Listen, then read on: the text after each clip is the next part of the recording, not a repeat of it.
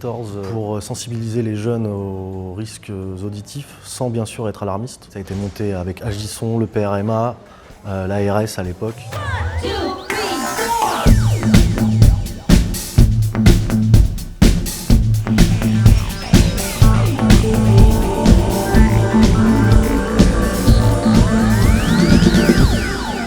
On peut applaudir Digimool Orchestra.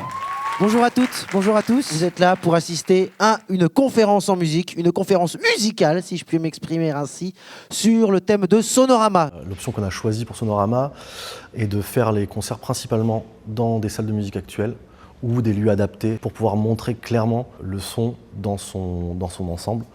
Et faire les choses de manière professionnelle.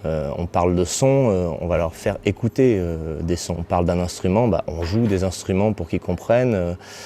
On parle de niveau sonore, on leur fait écouter. Qu'est-ce que ça veut dire d'écouter de la musique à 95 décibels? On leur met de la musique à 95 décibels. Enfin, il y a un côté très très concret. Ces décibels, Guillaume, dis-nous comment ça fonctionne en fait?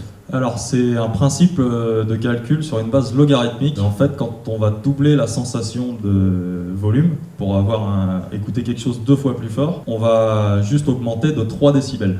C'est-à-dire que j'ai une enceinte qui fait 50 décibels, j'ai une enceinte qui fait 50 décibels, qui diffuse 50 décibels, ça fait pas 100 décibels, mais ça fait 53 décibels. Je vois que tu as tout compris. Wow. Les messages essentiels sont donc la sensibilisation aux risques auditifs, savoir écouter son corps, c'est le plus important pour moi, la fatigue.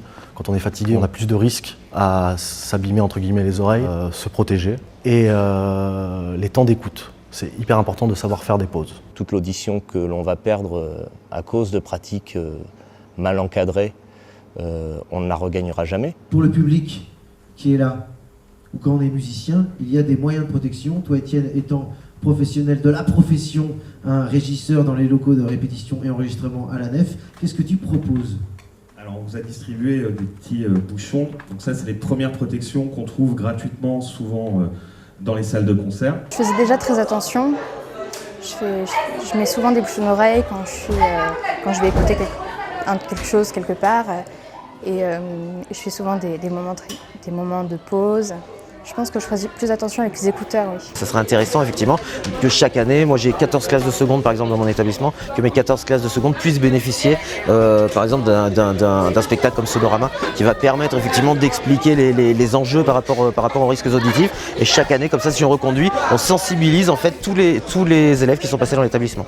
Des choses que j'ai changées, il y a déjà quand je joue sur scène, peut-être que je mettrais des bouchons quoi, pour même s'il n'y a pas de batterie, tout ça, rien que pour protéger éventuellement des larcènes ou d'autres sons parasites. La musique c'est un plaisir, mais il faut que ça reste un plaisir tout au long de la vie.